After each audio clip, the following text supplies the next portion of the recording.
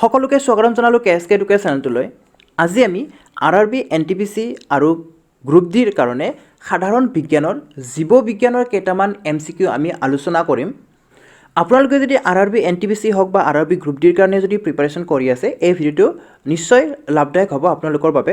এই ভিডিঅ'টোত সাধাৰণ বিজ্ঞানৰ জীৱ বিজ্ঞানৰ 30টা MCQ আছে, 30টা MCQ আছে। গতিকে ভিডিঅ'টো শেষলৈকে চাবলৈ নাপাহৰিব। আৰু আপোনালোকে যদি আমাৰ এই চেনেলটো প্ৰথমবাৰৰ বাবে চাই আছে তেতিয়াহ'লে ছাবস্ক্ৰাইব কৰি ল'ব আৰু অনাগত দিনবোৰত আহিবলগীয়া নতুন ভিডিঅ'ৰ নটিফিকেশ্যন পাবলৈ বেল আইকনটো প্ৰেছ কৰি দিব। আপোনালোকে চাই আছে KSK এডুকেৰ। আমাৰ আজিৰ ভিডিঅ'ৰ 1 নম্বৰ প্ৰশ্নটো হৈছে, কোনটো বেক্টেৰিয়াই নাইট্ৰজেনক দ্ৰৱণীয় অৱস্থালৈ নিয়ে? অপশ্যনত 3টা বেক্টেৰিয়াৰ নাম দিয়া আছে, ঠিক আছে, A, B, C। ইয়াতে 3টা বেক্টেৰিয়াৰ নাম দিয়া আছে। তো এইকেইটাৰ ভিতৰত কোনটো হ'ব নে এটাও নাই সেইটো আমি বাছি উলিয়াব লাগে। এতিয়া দ্ৰৱণীয় বুলি কোৱাৰ লগে লগে চাওক, দ্ৰৱণীয় অৱস্থালৈ কিয় নিব লগা হয়? 1 নম্বৰ কথা সেইটো, উদ্ভিদবিলাকে বায়ুমণ্ডলত থকা নাইট্ৰজেনবিলাক পোনপটীয়াকৈ শোষণ কৰি ল'ব নোৱাৰে, ঠিক আছে। তো সেইটোৰ কাৰণে দ্ৰৱণীয় অৱস্থাত থকাবিলাককহে উদ্ভিদবিলাকে শোষণ কৰি ল'ব পাৰে।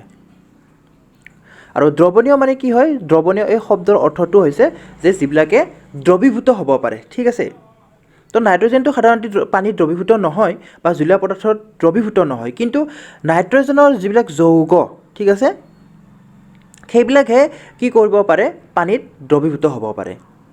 মাহজাতীয় উদ্ভিদবিলাকৰ শিপাত কিছুমান টেমুনা থাকে, ঠিক আছে। মাহজাতীয় উদ্ভিদবিলাকৰ শিপাত কিছুমান টেমুনা থাকে। এই টেমুনাবিলাকক নডিউল বুলি কোৱা হয়। মনত ৰাখিব, টেমুনাবিলাকক নডিউল বুলি কোৱা হয়। আৰু এই নডিউলৰ ভিতৰত কি থাকে?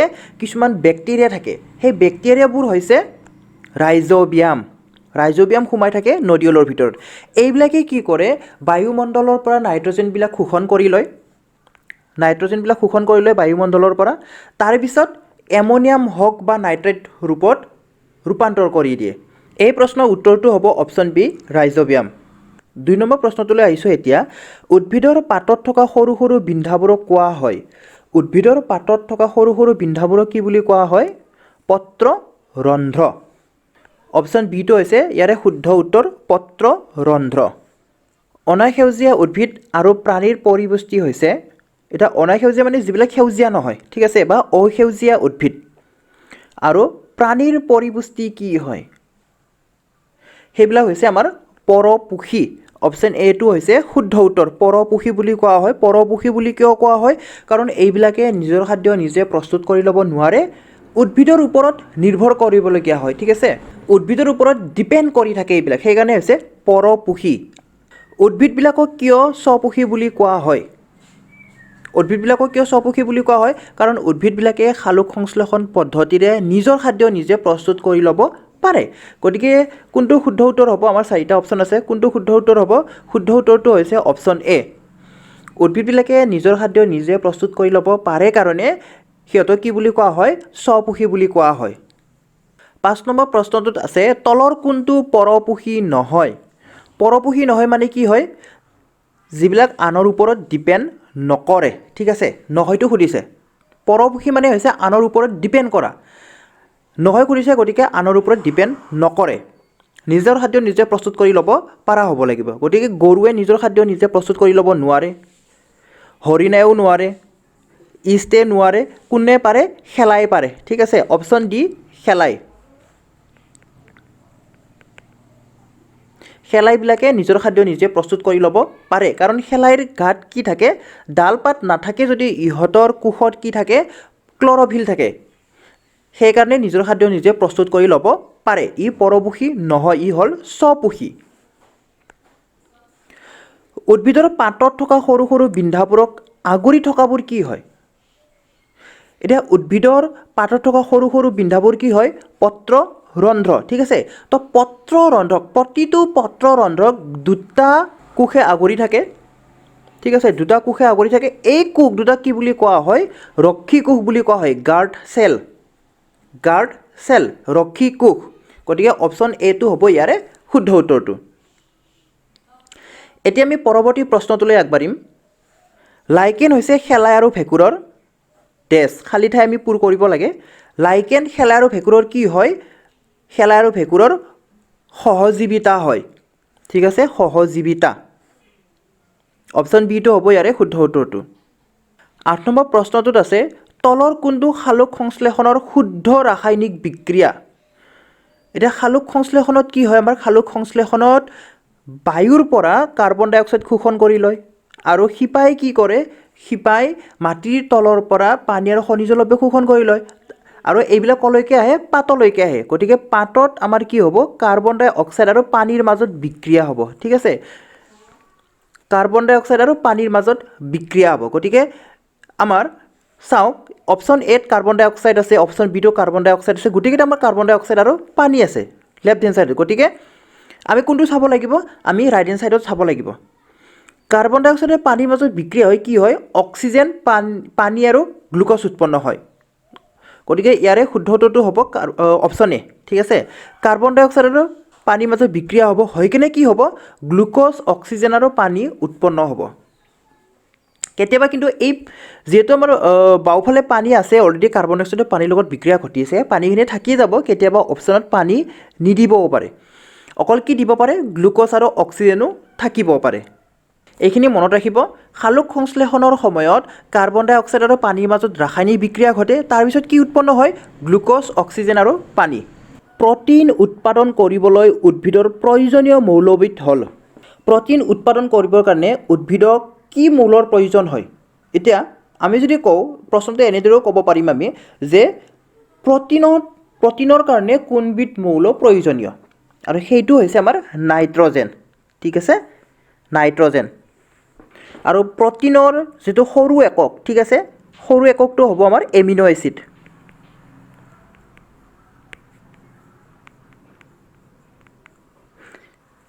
প্ৰ'টিনবিলাক এমিনো এচিডৰ দ্বাৰা গঠিত হয় আৰু প্ৰ'টিন গঠন হ'বলৈ নাইট্ৰজেনৰ দৰকাৰী। ইয়াৰ পিছৰ প্ৰশ্নটোলৈ আহিছোঁ আমি, তলৰ কোনটো আটাইতকৈ ডাঙৰ গ্ৰন্থি। আমাক 4টা অপশ্যন দিয়া আছে, যকৃত, পিত্তস্থলী, অগ্নাশয়, পিটুইটাৰী গ্ৰন্থি। এই 4টা অপশ্যন দিয়া আছে। এই 4টা অপশ্যনৰ ভিতৰত আমাৰ কোনটো আটাইতকৈ ডাঙৰ গ্ৰন্থি। কেতিয়াবা গ্ৰন্থি শব্দটো নিদি কি দিব পাৰে, অংগ বুলিও দিব পাৰে। ঠিক আছে, তলৰ কোনটো আটাইতকৈ ডাঙৰ অংগ এনেকৈও দিব পাৰে। গতিকে আমাৰ উত্তৰটো কোনটো হ'ব, উত্তৰটো হ'ব যকৃত। এতিয়া কিছুমানে ভাবিব পাৰে শৰীৰৰ আটাইতকৈ ডাঙৰ অংগ দেখোন ছাল, এনেকৈও ভাবিব পাৰে। ছালটো হৈছে আমাৰ কি হয়, বহি অংগ, মানে বাহিৰত থকা অংগ, এক্সটাৰ্নেল অৰ্গেন। ঠিক আছে, আৰু যকৃত, লিভাৰ, এইটো কি হয়, আমাৰ ইণ্টাৰনেল অৰ্গেন হয়। ভিতৰত থকাৰ ভিতৰত আটাইতকৈ ডাঙৰ হৈছে যকৃত। যিহেতু আমাৰ অপশ্যনত ছাল নাই, গতিকে আমি কি লিখিব পাৰিম, যকৃত লিখিব পাৰিম। বাহিৰৰ আটাইতকৈ ডাঙৰ অংগটো হৈছে ছাল আৰু ভিতৰৰ আটাইতকৈ ডাঙৰ অংগটো হৈছে যকৃত। এতিয়া আমি পৰৱৰ্তী প্ৰশ্নটোলৈ আহিছোঁ। এমিবাৰ ক্ষেত্ৰত খাদ্য পচন ক'ত ঘটে। এমিবাত আমাৰ খাদ্য পাচন বা পচন ক'ত ঘটে, ক'ত ডাইজেষ্ট হয়, ক'ত হজম হয় এমিবাৰ, আৰু সেইটো হৈছে আমাৰ খাদ্য ৰিক্তিকা। এমিবাৰ ক্ষেত্ৰত খাদ্য ৰিক্তিকাত কি হয়, খাদ্যবিলাক পাচন ঘটে বা ডাইজেষ্ট হয়। কোষ কোনে আৱিষ্কাৰ কৰিছিল। ইয়াতে কৰিছিল বানানটো অশুদ্ধ হৈ আছে, বানানটো ভুল হৈ আছে। কোষ কোনে আৱিষ্কাৰ কৰিছিল, কোষ ৰবাৰ্ট হুকে আৱিষ্কাৰ কৰিছিল। কেতিয়া আৱিষ্কাৰ কৰিছিল, 1665 চনত আৱিষ্কাৰ কৰিছিল। ইয়াতে এটা কথা মনত ৰাখিব, কোষ কি হয়, কোষ হৈছে আমাৰ জীৱদেহ গঠনৰ একক, জীৱদেহ গঠনৰ একক। কোষক কি বুলি কোৱা হয়, কোষক জীৱদেহ গঠনৰ একক বুলি কোৱা হয়। এইটো একেলগে মনত ৰাখিব। কোষত থকা কোষ কেন্দ্ৰৰ অৱস্থিতি কোনে ধৰা পেলাইছিল, বা শ্বৰ্টকৈ আমি ক'ব পাৰিম যে কোষ কেন্দ্ৰ কোনে আৱিষ্কাৰ কৰিছিল। কোষ কেন্দ্ৰ কোনে আৱিষ্কাৰ কৰিছিল, কোষ কেন্দ্ৰ ৰবাৰ্ট ব্ৰাউনে আৱিষ্কাৰ কৰিছিল। তলৰ কোনটোক কোষৰ মস্তিষ্ক বুলি কোৱা হয়। এতিয়া মস্তিষ্ক মানে কি হয়, আমাৰ গোটেই ব্ৰেইনটো। ঠিক আছে, গতিকে কোষৰ মস্তিষ্ক, কোষৰ ব্ৰেইন কি হয়। এতিয়া ব্ৰেইন নহ'লে, মস্তিষ্ক নহ'লে আমাৰ একোৱে নহয়। ঠিক আছে, তো কোষৰ ক্ষেত্ৰতো এটা মস্তিষ্ক আছে বা এটা ব্ৰেইন আছে, যাৰ দ্বাৰাহে গোটেই কামখিনি বা গোটেই কাৰ্যখিনি হয়, মেক্সিমাম কাৰ্যখিনি হয়। তো ইয়াৰে হ'ব উত্তৰটো হ'ব আমাৰ নিউক্লিয়াছ। নিউক্লিয়াছক কি বুলি কোৱা হয়, কোষৰ মস্তিষ্ক বুলি কোৱা হয়। ক্ৰমজমবিলাক কিহেৰে গঠিত। ক্ৰমজমবিলাক কিহেৰে গঠিত হয়, ক্ৰমজমবিলাক DNA আৰু প্ৰ'টিনৰ দ্বাৰা গঠিত। ঠিক আছে, DNA আৰু প্ৰ'টিন থাকে। DNA মানে কি হয় DNA সম্পূৰ্ণ নামটো হৈছে ডিঅক্সি ৰিবনিউক্লিক এচিড আকৌ এবাৰ কৈছোঁ DNA হৈছে ডিঅক্সি ৰিবনিউক্লিক এচিড আৰু যদি RNA থাকে তেতিয়াহ'লে কি হ'ব RNA হৈছে ৰিবনিউক্লিক এচিড ঠিক আছে ৰিবনিউক্লিক এচিড হৈছে RNA আৰু DNA হৈছে ডিঅক্সি ৰিবনিউক্লিক এচিড কোষত থকা জুলীয়া পদাৰ্থখিনিক প্ৰট'প্লাজম বুলি কোনে নামাকৰণ কৰিছিল আমাৰ কোষত যে জুলীয়া পদাৰ্থ কিছুমান থাকে এইটো এটা কোষ তো ইয়াতে কিছুমান এনেকুৱা ধৰণৰ জুলীয়া পদাৰ্থ থাকে মাজত থাকে কোষ কেন্দ্ৰটো এইবিলাক এনেকুৱাকৈ আমাৰ জুলীয়া পদাৰ্থ কিছুমান থাকে এই জুলীয়া পদাৰ্থক প্ৰট'প্লাজম বুলি কোনে নামাকৰণ কৰিছিল প্ৰট'প্লাজম বুলি নামাকৰণ কৰিছিল কোনে পাৰ্কিনজিয়ে নামাকৰণ কৰিছিল এই যিখিনি জুলীয়া পদাৰ্থ আছে এই জুলীয়া পদাৰ্থক পাৰ্কিনজিয়ে কি বুলি নাম দিছিল প্ৰট'প্লাজম বুলি নাম দিছিল লাইসোজোমক কোনে আৱিষ্কাৰ কৰিছিল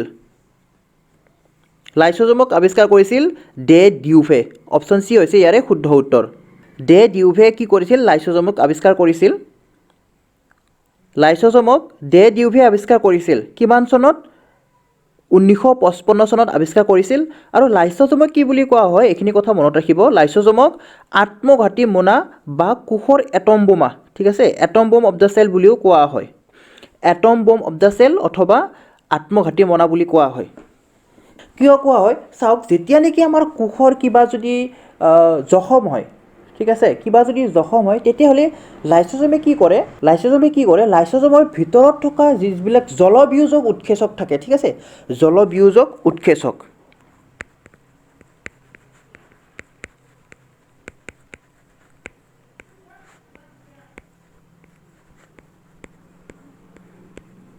জলবিয়োজক উৎসেচকবিলাক নিঃসৰণ কৰি কি কৰে য'ত নেকি লাইসোজোমটো আছে সেই কোষটোকে ই কমপ্লিট ধ্বংস কৰি দিয়ে যাতে আমাৰ নতুন কোষ উৎপন্ন হয় তাৰ কাৰণে কোষটো ধ্বংস কৰি দিয়ে তো সেইটোৰ কাৰণে কি বুলি কোৱা হয় ইয়াক আত্মঘাতী মোনা বা কোষৰ এটম বোমা বুলি কোৱা হয় উদ্ভিদ কোষত থকা প্লাষ্টিডবোৰ কোনে আৱিষ্কাৰ কৰিছিল চাওক এই প্লাষ্টিডৰ কাৰণে কি হয় এই প্লাষ্টিডৰ কাৰণে আমাৰ উদ্ভিদৰ পাত হওক ঠাৰি হওক ফুল হওক এইবিলাক বিভিন্ন ধৰণৰ ৰঙৰ হয় এই প্লাষ্টিডবোৰক কোনে আৱিষ্কাৰ কৰিছিল এই প্লাষ্টিডবোৰক আৰ্নষ্ট হেকেল অপশ্যন এটো হ'ব ইয়াৰে শুদ্ধ উত্তৰটো তলৰ কোনটোৰ বাবে উদ্ভিদৰ ফুল বিলাহী গাজৰ ফল আদিবোৰ হালধীয়া অথবা ৰঙা হয় এতিয়া মই অলপ আগতে কৈছিলোঁ যে 18 নম্বৰ প্ৰশ্নত অলপ আগতে কৈছিলোঁ যে কি হয় প্লাষ্টিডৰ কাৰণে উদ্ভিদৰ ফুল হওক বা ঠাৰি হওক বা পাত হওক এইবিলাক বিভিন্ন ধৰণৰ ৰঙৰ হয়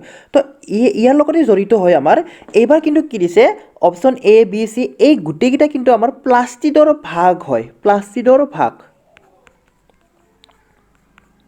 গতিকে আমি চাব লাগিব যে কোনটো প্লাষ্টিডৰ কাৰণে কি হয় উদ্ভিদৰ ফুল বিলাহী গাজৰ ফল আদিবোৰ হালধীয়া অথবা ৰঙা হয় ঠিক আছে ইয়াতে সেউজীয়াৰ কথা কোৱা নাই আমাৰ বিভিন্ন ৰঙৰ কথা কৈছে অকল প্লাষ্টিক বুলি কোৱাৰ লগে লগে হয়তো এই সেউজীয়া হ'ব পাৰে নহ'লে ৰঙা হ'ব পাৰে নহ'লে হালধীয়া হ'ব পাৰে বিভিন্ন ধৰণৰ ৰঙ হ'ব পাৰে ঠিক আছে তো মনত ৰাখিব ক্ল'ৰ'প্লাষ্ট কেতিয়া হ'ব যদি ক্ল'ৰ'ফিল থাকে সেইটো হ'ব ক্ল'ৰ'প্লাষ্ট আৰু ক্ল'ৰ'প্লাষ্টৰ কাৰণে সদায় কি হ'ব সেউজীয়া হ'ব আৰু যদি লিউকোপ্লাষ্ট থাকে লিউকোপ্লাষ্টৰ কিন্তু কোনো ধৰণৰ বৰণ নাই ই হৈছে কালাৰলেছ আৰু যদি ক্ৰম'প্লাষ্ট থাকে ক্ৰম'প্লাষ্ট থাকিলে কি হ'ব ৰঙা হালধীয়া নীলা এইবিলাক হ'ব পাৰে গতিকে আমাৰ এই প্ৰশ্নৰ উত্তৰটো কোনটো হ'ব ক্ৰম'প্লাষ্ট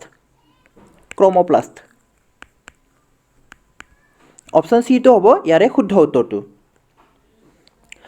কলা শব্দটো কোনে দিছিল কলা শব্দটো কোনে দিছিল বা কলা শব্দটো কোনে প্ৰথমবাৰৰ বাবে ব্যৱহাৰ কৰিছিল কলা শব্দটো এন গ্ৰিৱে প্ৰথমবাৰৰ বাবে ব্যৱহাৰ কৰিছিল ইয়াতে চাওক কলা শব্দটো এন গ্ৰিৱে কিন্তু কি কৰিছিল 1682 চনত ঠিক আছে 1682 চনত উদ্ভিদ কোষৰ ক্ষেত্ৰত কলা শব্দটো ব্যৱহাৰ কৰিছিল মনত ৰাখিব উদ্ভিদ কোষৰ ক্ষেত্ৰত উদ্ভিদৰ কাৰণে যেটো কলা সেই কলা শব্দটো এন গ্ৰিৱে 1682 চনত দিছিল কিন্তু কেতিয়াবা অপশ্যনত এন গ্ৰিউ নাথাকি কি থাকিব পাৰে জেভিয়াৰ বিচেণ্ট থাকিব পাৰে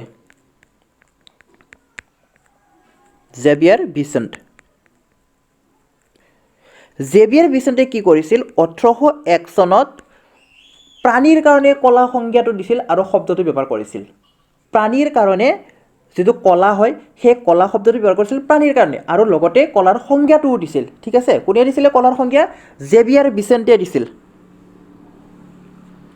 কিন্তু পোনপ্ৰথমে কোনে কলা শব্দটো ব্যৱহাৰ কৰিছিল এনগ্ৰিউৱে ব্যৱহাৰ কৰিছিল 1682 চনত তেতিয়া যেতিয়া এনগ্ৰিউৱে কলা শব্দটো ব্যৱহাৰ কৰিছিল তেতিয়া উদ্ভিদৰ কাৰণে ব্যৱহাৰ কৰিছিল প্ৰাণীৰ কাৰণে নহয় আৰু সংজ্ঞাটো দিয়া নাছিলে কিন্তু পিছত 1801 চনত যেতিয়া জেভিয়াৰ বিচেণ্টে কলা শব্দটো ব্যৱহাৰ কৰিছিল তেতিয়া প্ৰাণীৰ কাৰণে ব্যৱহাৰ কৰিছিল লগতে কলাৰ সংজ্ঞাটোও দিছিল আৰু কলাৰ অধ্যয়নক কি বুলি কোৱা হয় কলাৰ অধ্যয়নক হিষ্টলজি বুলি কোৱা হয় হিষ্টলজি ইয়াতে সম্পূৰ্ণকৈ উঠা নাই হিষ্টলজি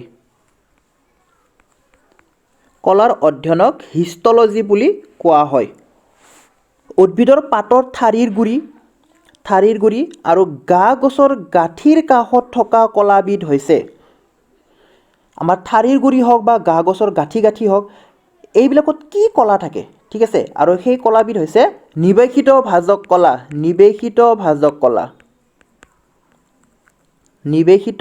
ভাজক কলা অপশ্যন চিটো হৈছে ইয়াৰে শুদ্ধ উত্তৰটো কোনবিধ ভাজক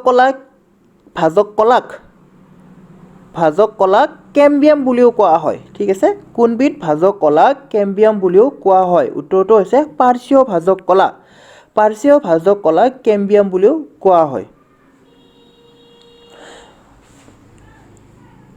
অগ্ৰস্থ ভাজক কলা ক'ত থাকে একেলগে কৈ দিছোঁ অগ্ৰস্থ ভাজক কলা আমাৰ উদ্ভিদৰ যি আগলি অংশ মানে গা গছৰ আগলি অংশ বা শিপাৰ আগলি অংশত থাকে ঠিক আছে কাণ্ড মানে গা গছ ঠিক আছে গা গছ আৰু শিপাৰ আগলি অংশত থাকে আৰু কি কাম কৰে যাতে আমাৰ কাণ্ডবিলাক ওপৰফালে আগবাঢ়ি যায় বা শিপাবিলাক তলফালে আগবাঢ়ি যায় সেইটোত সহায় কৰে ঠিক আছে অগ্ৰস্থ ভাজক কলাই পাৰ্শ্বীয় ভাজক কলা কি কৰে পাৰ্শ্বীয় ভাজক কলাই উদ্ভিদৰ যি বেদ ঠিক আছে যিটো আমাৰ ব্যাসাৰ্ধ মানে ডাঙৰ যি হয় উদ্ভিদ বহল যি হয় তাতে সহায় কৰে নাৰিকলৰ বাকলি কি কলাৰে গঠিত এতিয়া চাওক আমাৰ নাৰিকলৰ বাকলি কি হয় নাৰিকলৰ বাকলি কঠিন হয় ঠিক আছে টান হয় আৰু দৃঢ় হয় ঠিক আছে তো কঠিন আৰু দৃঢ় কোনবিধ কলাৰ কাৰণে হয় স্ক্লেৰেনকাইমা কলাৰ কাৰণে হয় ঠিক আছে স্ক্লেৰেনকাইমা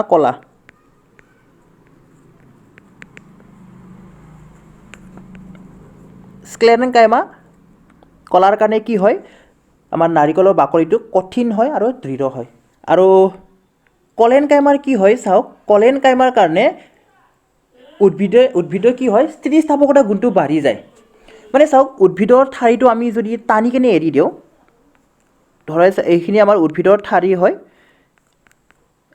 এডাল ডাল হয় এইটো উদ্ভিদৰ তো এইবিলাক আমি যদি টানি কেনে এৰি দিওঁ তথাপি ই আগৰ স্থানত গুচি যায় ঠিক আছে মানে ই ভাঙি নাযায় হালি গ'লেও ভাঙি নাযায় তো এই ভাঙি নোযোৱাৰ কাৰণে কোনবিধ কলাই সহায় কৰে এই কলেনকাইমা কলাই সহায় কৰে কেতিয়াবা উদ্ভিদৰ ঠাৰিবিলাক আমাৰ হালি যায় ঠিক আছে হালি গ'লেও সম্পূৰ্ণকৈ ই ভাঙি নাযায় তো কিহৰ কাৰণে ভাঙি নাযায় এই কলেনকাইমা কলা থকাৰ কাৰণে ভাঙি নাযায় তলৰ কোনবিধ কোষ জাইলেম কলাত নাথাকে গতিকে নাথাকাটো উলিয়াব লাগিলে আমি থাকাটো প্ৰথমতে জানি ল'ব লাগিব যে জাইলেম কলা কি কোষেৰে গঠিত ঠিক আছে জাইলেম কলা কি কোষেৰে গঠিত হয় জাইলেম কলাবিলাক আমাৰ ট্ৰেকাইট নলিকা জাইলেম পেৰেনকাইমা আৰু কাষ্ঠতন্তুৰ দ্বাৰা গঠিত হয় কি কোষেৰে গঠিত হয় কি কোষেৰে গঠিত ট্ৰেকাইট নলিকা জাইলেম পেৰেনকাইমা আৰু কাষ্ঠতন্তুৰ দ্বাৰা গঠিত চাৰিটা কোষ থাকে ঠিক আছে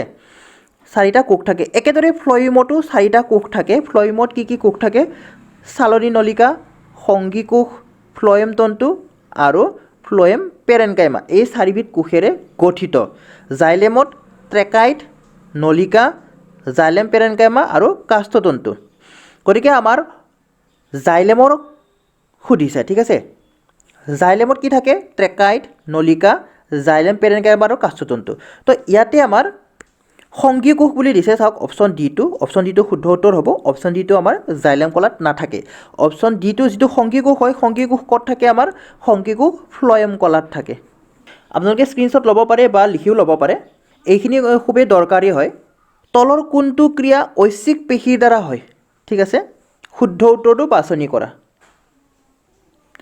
আমাক ABCD চাৰিটা দিয়া আছে ইয়াৰে ভিতৰত আকৌ আমি বাচিব লাগিব অপশ্যনকেইটা এইখিনি অপশ্যন হয় গতিকে এইখিনি আমি জানি ল'ব লাগিব কোনটো শুদ্ধ কোনটো অশুদ্ধ ইয়াৰ পৰা আমি উলিয়াই ল'ব লাগিব ভেকুলীৰ জাপটো আমাৰ ঐচ্ছিক ক্ৰিয়া মানে কি হয় চাওক ঐচ্ছিক ক্ৰিয়া মানে যিবিলাক আমি নিজৰ ইচ্ছামতে কৰিব পাৰোঁ তো ঐচ্ছিক ক্ৰিয়াবিলাক কোনে কণ্ট্ৰল কৰে ঐচ্ছিক ক্ৰিয়াবিলাক আমাৰ ঐচ্ছিক পেশীয়ে কণ্ট্ৰল কৰিব গতিকে ভেকুলীয়ে কি নিজৰ ইচ্ছামতে সেইটো কণ্ট্ৰল কৰিব পাৰে ভেকুলীয়ে জাপ দিব নিদিব সেইটো আমাৰ ঐচ্ছিক পেশীৰ দ্বাৰা হ'ব বা আমি মানুহে যেনেকৈ ভেকুলী জাপ দিওঁ ঠিক আছে তো সেইটো কি হ'ব ঐচ্ছিক পেশীৰ দ্বাৰা হ'ব গতিকে এইটো আমাৰ শুদ্ধ হ'ব অপশ্যন এটো শুদ্ধ হ'ব এইটো হৈছে আমাৰ ট্ৰু হৃদযন্ত্ৰৰ ধপধপনি আমি কণ্ট্ৰল কৰিব পাৰোঁ নেকি এইটো নিজে হয় আমি যদি ইচ্ছা কৰোঁ যে আমি ধপধপনি নকৰোঁ আমি বন্ধ কৰিম তো আমি বন্ধ কৰিব নোৱাৰোঁ হৃদযন্ত্ৰৰ ধপধপনি আমি বন্ধ কৰিব নোৱাৰোঁ এই নিজে হ'ব সেইটো আমাৰ কি নহয় ঐচ্ছিক পেশীৰ দ্বাৰা কণ্ট্ৰল নহয় এইটো আমি কণ্ট্ৰল কৰিব নোৱাৰোঁ তো এইটো কি হ'ব ঐচ্ছিক পেশীৰ দ্বাৰা নহয় তো এইটো অপশ্যন বিটো হ'ব আমাৰ ফল্ছ হাতেৰে লিখা কাৰ্য আমি মন গেৰে হাতেৰে লিখিব পাৰোঁ হাতেৰে নিলিখিবও পাৰোঁ আমি লিখা কাৰ্যটো কণ্ট্ৰল কৰিব পাৰোঁ তো কণ্ট্ৰল কৰিব পৰাটো হৈছে আমাৰ ঐচ্ছিক পেশীৰ দ্বাৰা হয় গতিকে অপশ্যন চিটো কি হ'ব অপশ্যন চিটো আমাৰ ট্ৰু হ'ব পাকস্থলীত খাদ্যৰ সঞ্চালন এটা পাকস্থলীত খাদ্যবিলাক যে সঞ্চালন হয় খাদ্যবিলাক যে মুভমেণ্ট কৰে পাকস্থলীত তো সেইবিলাক আমি ইচ্ছামতে কৰিব পাৰোঁ নেকি যে খাদ্যখিনি পাকস্থলীত যাব নালাগে আমি কৈ দিলে হ'ব নেকি নহয় গতিকে এইটো কি হ'ব অপশ্যন ডিটো হ'ব আমাৰ ফল্ছ গতিকে আমাৰ কোনটো শুদ্ধ উত্তৰ হ'ল অপশ্যন এ আৰু অপশ্যন চিটো হৈছে আমাৰ শুদ্ধ অপশ্যন এ অপশ্যন চিটো আমি ঐচ্ছিক পেশীৰ দ্বাৰা কণ্ট্ৰল কৰিব পাৰোঁ গতিকে কোনটো শুদ্ধ উত্তৰ হ'ব 2 নম্বৰটো হৈছে শুদ্ধ উত্তৰ এ আৰু চি দুয়োটা শুদ্ধভাৱে মিলি থকাটো লিখা ইয়াত আমি 3টা দিছে এইকেইটা আমি ষ্টেটমেণ্ট বুলি ক'ব পাৰিম 3টা ষ্টেটমেণ্ট দিছে ইয়াৰে কোনটো শুদ্ধ বা কোনটো অশুদ্ধ বা কোনটো শুদ্ধভাৱে মিলাই আছে সেইটো আমি বাছি উলিয়াব লাগে শিপাৰ আগলি অংশ কি বুলি কৈছে ভাজক কলাৰে গঠিত বুলি কৈছে এইটো হ'ব আমাৰ শুদ্ধ ভাজক কলাৰ 3টা ভাগ আছিলে অগ্ৰস্থ ভাজক কলা নিৱেশিত ভাজক কলা আৰু পাৰ্শ্বীয় ভাজক কলা তো ইয়াৰে অগ্ৰস্থ ভাজক কলাৰ দ্বাৰা গঠিত হয় শিপাৰ আগলি অংশ ঠিক আছে শিপাৰ আগলি অংশত অগ্ৰস্থ ভাজক কলা থাকে এইটো আমাৰ শুদ্ধ উত্তৰ হ'ব তেজ জীৱৰ দেহ গঠনৰ কাৰ্যকৰী একক নহয় কোষহে হৈছে জীৱ দেহ গঠনৰ কাৰ্যকৰী একক কোষ কি বুলি কৈছোঁ কোষ হৈছে জীৱ দেহ গঠনৰ কাৰ্যকৰী একক আকৌ 3 নম্বৰত কি আছিল যে কোষ সংযোজক কলা নহয় সংযোজক কলা হৈছে তেজ ঠিক আছে তেজ এবিধ সংযোজক কলা কোষ হৈছে কি হয় জীৱ দেহ গঠনৰ কাৰ্যকৰী একক গতিকে এই দুটা আমাৰ এক্সচেঞ্জ হৈ আছে মানে এইকেইটা উল্টা হৈ আছে এইকেইটা আমাৰ ফল্ছ হ'ব গতিকে শুদ্ধ উত্তৰ কোনটো হ'ল শুদ্ধ উত্তৰটো হৈছে 1 নম্বৰটো গতিকে এটো হ'ব শুদ্ধ উত্তৰ এত আমাৰ কি আছে অনলি 1 আছে গতিকে অকল 1 নম্বৰটোহে শুদ্ধ উদ্ভিদৰ সংবহন কণাত কি থাকে সংবহন কণা ঠিক আছে উদ্ভিদৰ সংবহন কণাত কি থাকে জাইলেম আৰু ফ্লয়েম থাকে গতিকে অপশ্যন বিটো হ'ব ইয়াৰে শুদ্ধ উত্তৰটো তলৰ কোনটো ফ্লয়েমৰ কাৰ্য পানীৰ পৰিবহন সালোক সংশ্লেষণ গছক শক্তি প্ৰদান কৰে নে খাদ্য পৰিবহন কৰে এই চাৰিটাৰ কোনটো শুদ্ধ উত্তৰ হ'ব এই চাৰিটা শুদ্ধ উত্তৰটো হৈছে অপশ্যন ডি খাদ্য পৰিবহন কৰে এতিয়া খাদ্যবিলাক ক'ত আমাৰ প্ৰস্তুত হয় খাদ্যবিলাক উদ্ভিদৰ পাতত প্ৰস্তুত হ'ব তো এই পাতৰ পৰা এই প্ৰস্তুত হোৱা খাদ্যবিলাক কোনে ট্ৰান্সপৰ্ট কৰিব কোনে পৰিবহন কৰিব ফ্লয়েম কলাবিলাকে পৰিবহন কৰিব গতিকে ফ্লয়েমৰ কাৰ্য কি হ'ল ফ্লয়েমৰ কাৰ্য হৈছে খাদ্য পৰিবহন কৰা আৰু ইয়াৰ যি দিশ সেই দিশটো হৈছে আমাৰ সি ওপৰ ফালেও যাব পাৰে তল ফালেও যাব পাৰে দুইটা দিশত যাব পাৰে কিন্তু যদি জাইলেম হ'লেতেন জাইলেমে কি কৰে অকল জাইলেমে পানীবিলাক পৰিবহন কৰে ঠিক আছে পানী পৰিবহন কৰে কৰ পৰা শিপাৰ পৰা মানে বাকীবিলাকলৈকে মানে ওপৰৰ দিশত হয় জাইলেমৰ দিশটো ওপৰ ফালে হ'ব আৰু ফ্লয়েমৰ দিশটো দুইটা সাইডে তলে ওপৰ দুইটা সাইডে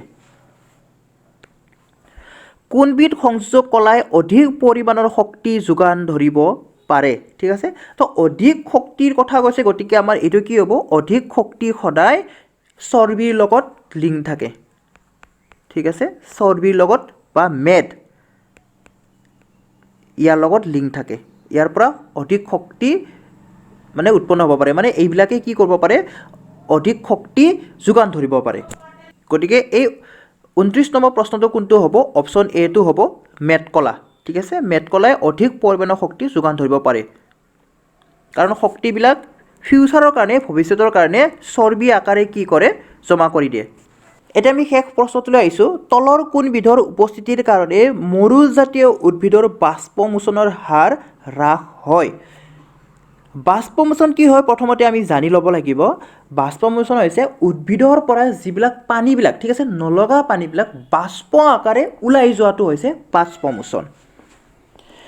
এতিয়া মৰুভূমিত যিহেতু পানী পোৱা অতি কঠিন, সেইটো কাৰণে উদ্ভিদবিলাকে এনেকুৱা এটা উপায় কৰিব যাৰ কাৰণে যাতে পানীবিলাক সহজে ওলাই নাযায়। তো তাৰ কাৰণে বিভিন্ন ধৰণৰ উপায় কৰে, তো সেইবিলাক উপযোজন বুলি কয়, যেনেকৈ কাঁইট ওলোৱা হওক।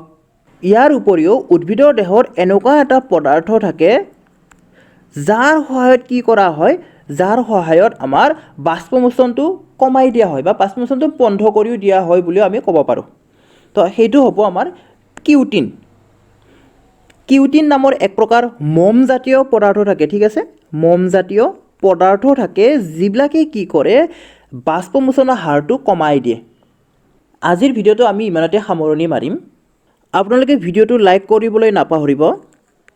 কিবা যদি ডাউট আছে কমেণ্ট কৰি জনাব, আৰু ভিডিঅ'টো যিমান পাৰে শ্বেয়াৰ কৰি দিব যাতে সকলোৱে এনেদৰে ফ্ৰীতে পঢ়িব পাৰে। লগতে আমাৰ চেনেলটো ছাবস্ক্ৰাইব কৰিবলৈ একেবাৰে নাপাহৰিব। ভিডিঅ'টো শেষলৈ চোৱাৰ বাবে ধন্যবাদ।